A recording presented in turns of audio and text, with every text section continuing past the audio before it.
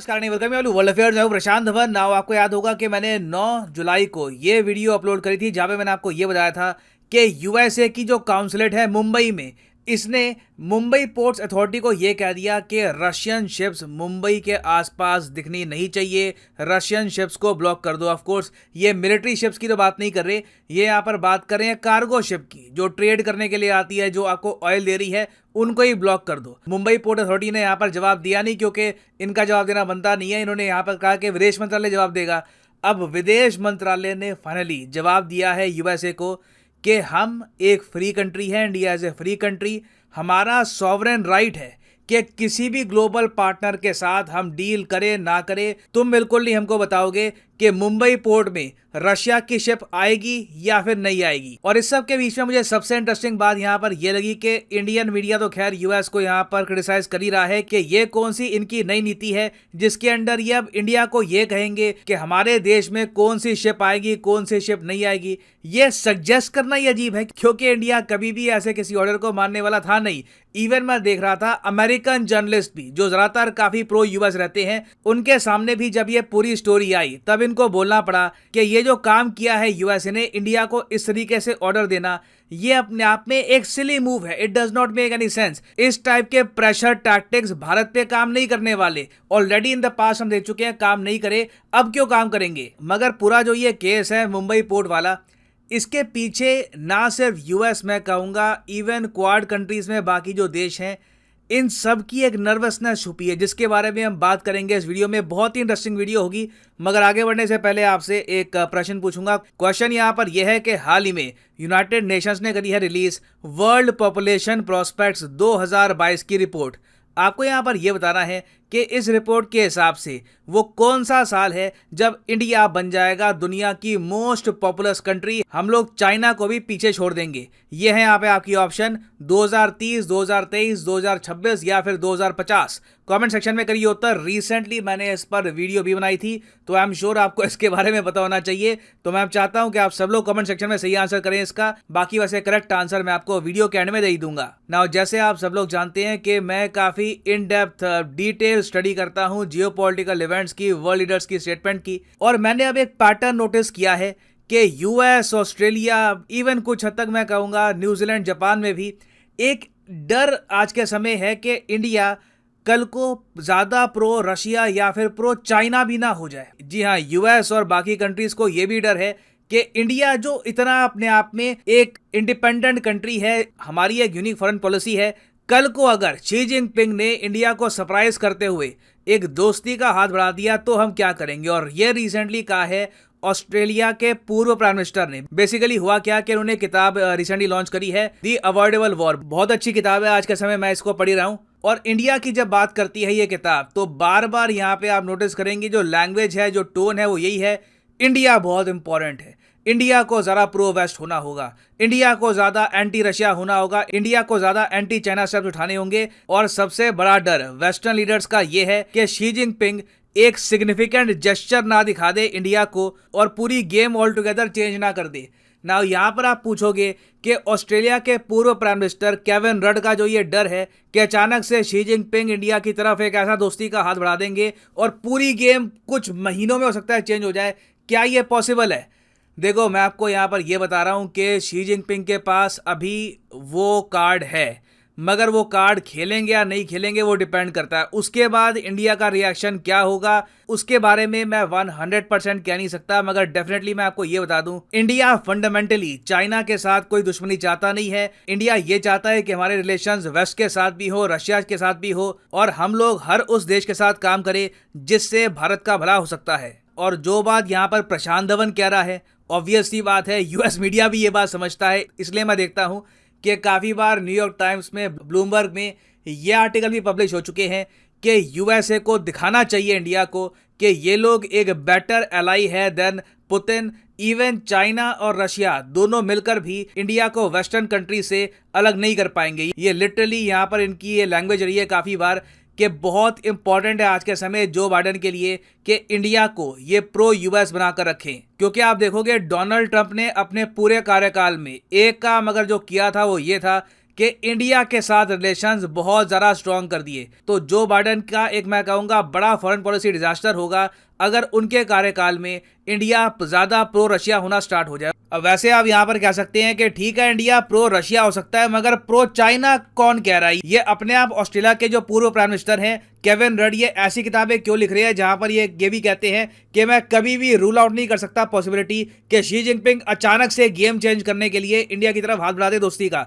देखो ये इनका डर इसलिए है क्योंकि इंडिया जिस तरीके से प्लान कर रहा है डॉलर को कम यूज करने का, रशियन ऑयल और ज़्यादा परचेज करने का, तो इससे क्या होगा कि जियोपॉलिटिक्स में इंडिया और चाइना के जो इंटरेस्ट हैं ये काफ़ी जगह अलाइन हो जाएंगे। और इसका डायरेक्ट रिजल्ट ये होगा कि चाइना पे जो प्रेशर बना हुआ है इंडिया का, ये प्रेशर धीरे धीरे हटना स्टार्ट हो जाएगा। और ये बात वेस्टर्न कंट्रीज को कभी भी एक्सेप्टेबल नहीं होगी कि इंडिया और चाइना आपस में एक आप कह लीजिए अंडरस्टैंडिंग डेवलप कर ले और एक दूसरे को थ्रेटन ना करे बॉर्डर पे। अब यहाँ पर आप कहोगे इंडिया को ऐसा क्या बेनिफिट होगा रशिया से? देखो बेनिफिट जो यहाँ पर दिख रहा है इट इज इनॉर्मस। अभी रिसेंटली आपको पता है कि आरबीआई ने रास्ता साफ कर दिया है रुपी रूबल ट्रेड का। यूजुअली हम ट्रेड कैसे करते हैं, रुपी को कन्वर्ट किया डॉलर में, उसके बाद हम डॉलर से पेमेंट करते हैं जापान को, रशिया को या फिर कोई देश हो। अब रशिया पर सिंस सैंक्शन लग चुके हैं, स्विफ्ट पेमेंट सिस्टम का पार्ट है नहीं रशिया, तो अब आरबीआई ने कहा है कि सीधा रशिया को आप रुपये में पेमेंट कर दो। और अब देखो अनुमान ये लगाया जा रहा है, एक्सपर्ट्स यहाँ पर कह रहे हैं कि टोटल अगर देखें नेपाल, बांग्लादेश के आसपास के जो नेबरिंग कंट्रीज हैं, उसके अलावा रशिया, इन सबको आप अगर ऐड कर दो तो इन सब की वजह से इंडिया डॉलर और यूरो का यूज 16.38% कम कर देगा। इतना परसेंट इंडिया का ट्रेड सिर्फ इंडियन रुपये में हुआ करेगा। इसका सबसे बड़ा फायदा ये मिलेगा कि इंडियन रुपये जो बिल्कुल झूल रहा है 80 रुपीज़ के मार्क के आसपास, इसको थोड़ा सा सहारा मिल जाएगा। इसकी गिरावट इतनी ज़्यादा होगी नहीं, क्योंकि जब आप इंडियन रुपये को डॉलर में कन्वर्ट करके ट्रेड करते हो, धीरे धीरे आप रुपये की वैल्यू किल करते रहते हो हर साल। अब यहाँ पर आप कहोगे चलो ठीक है, मान लिया जी इनसिक्योरिटी है, बड़ा डर है वेस्टर्न कंट्रीज को कि ये बड़ा देश जो है इंडिया, यहाँ पे ये ज़्यादा प्रो रशिया ना हो जाए और प्रो रशिया होने के बाद बाय डिफॉल्ट ये प्रो चाइना होने के जो यहाँ पर ये पॉसिबिलिटी है ये सामने ना आ जाए, ये बर्दाश्त नहीं कर पाएंगे। तो इसका सोल्यूशन ये है, फिर हमको ऑर्डर दो, हमको ये कहो कि मुंबई में जो हमारा पोर्ट है, जो भारत का सबसे बड़ा पोर्ट है साइज के हिसाब से, वहाँ पे रशिया की शिप नहीं आएगी। देखो मेरे हिसाब से यहाँ पर हुआ क्या है कि काउंसिलेट में बैठा हुआ जो राजदूत था अमेरिका का, उसने खुद ही अपनी तरफ से फरमान जारी कर दिया है। इसको ऐसा नहीं करना चाहिए था। मैंने अमेरिका की केंद्र सरकार का इन लोगों ने यहाँ पर यह कहा है कि देखो बिल्कुल हमारी तरफ से एक मैसेज गया था, मगर ये एक प्राइवेट मैसेज था। ये काउंसिलेट में जो वहाँ पे राजदूत बैठे थे उन्होंने अपनी तरफ से मैसेज लॉन्च कर दिया। यूएस गवर्नमेंट की कोई पॉलिसी नहीं है। बाइडेन ने बैठकर ये नहीं कहा था कि अपने काउंसिलेट को कि जाकर उनको बोलो कि मुंबई में रशिया की शिप रोके, ये अमेरिकन गवर्नमेंट की पॉलिसी नहीं है। तो यूएस बेसिकली यहाँ पर ब्लेम डाल रहा है काउंसिलेट पर कि इन्होंने ही प्राइवेटली अपना कुछ मैसेज भेज दिया होगा। यूएसए खुद ये नहीं कहेगा इंडिया को कि रशिया की शिप कौन सी आएगी कौन सी नहीं आएगी। ये ऑफ कोर्स अमेरिका का डोमेन नहीं है, अमेरिका को यहाँ पर कोई पावर नहीं है। अब यहाँ पे अगर आपका क्वेश्चन ये है कि ये कैसे हो सकता है कि किसी देश का कोई राजदूत डिप्लोमेट खुद ही बोल पड़े, होता है देखिए रशिया के इशू को लेकर कई लोगों ने खुद अपनी जो स्टेटमेंट्स है वो भी दी है, क्योंकि कई अमेरिकन बड़े भावुक हो जाते हैं रशिया के थ्रेट के इशू को लेकर। ना सिर्फ अमेरिकन, इवन यूरोपियंस, आपको याद होगा नेदरलैंड्स के एक एम्बेसडर थे टू द यूके, ये बिना बात पे इंडिया में बरस पड़े, ट्विटर पे बोलना स्टार्ट कर दिया कि इंडिया को रशिया के अगेंस्ट वोट करना चाहिए यूएन में। बाद में नेदरलैंड्स की सरकार के दबाव में आकर, अपनी ही सरकार के दबाव में आकर इन्होंने ये जो ट्वीट्स थी एंटी इंडिया ट्वीट्स, ये डिलीट करी थी। तो नर्वसनेस देखिए यूएस में बहुत ज्यादा है, और नर्वसनेस बढ़ाने का एक बड़ा रीजन यहाँ पर यह भी है कि INSTC अब प्रॉपरली ऑपरेशनल हो चुका है। INSTC मतलब कि international north south transport corridor, जिससे रशिया सुएज कैनाल का यूज किए बगैर सीधा ईरान के थ्रू भेज सकता है इंडिया को कार्गो। और रशिया ने रिसेंटली एक कार्गो भेजा भी है। आज के समय ये ईरान में है, बहुत ही जल्द ये कार्गो इंडिया में पहुंच जाएगा। जब ये इंडिया में पहुंचेगा आप देखोगे यहाँ पे खूब ढोल बाजा यहाँ पे बजाया जाएगा कि देखिए INSTC से पहला कार्गो आया है रशिया से टू इंडिया। अब यहाँ पर आप पूछोगे कि अच्छा तो अब ऐसे सिनेरियो में यूएस को क्या करना चाहिए। देखिए इनका मीडिया इनको खुद काफी बार कह चुका है कि it is time to show India that USA is a better partner than Putin. US को कहीं ना कहीं मेरे हिसाब से खुद कहना चाहिए कि जी जो जीसीसी कंट्रीज़ हैं, जो सऊदी अरेबिया, यूएई, बाकी जो देश है, इराक, ये इंडिया को डिस्काउंटेड रेट पर ऑयल देंगे, क्योंकि इंडिया ऑयल के बनाता है पेट्रोलियम प्रोडक्ट्स जो एक्सपोर्ट होते हैं दुनिया भर में। तो ये यूएस कर सकता है, मगर क्या यूएस ने किया? नहीं किया। हम ये बात सुन रहे हैं कि यूएस इंडिया के लिए एक पैकेज निकालेगा डिफेंस आइटम्स के लिए।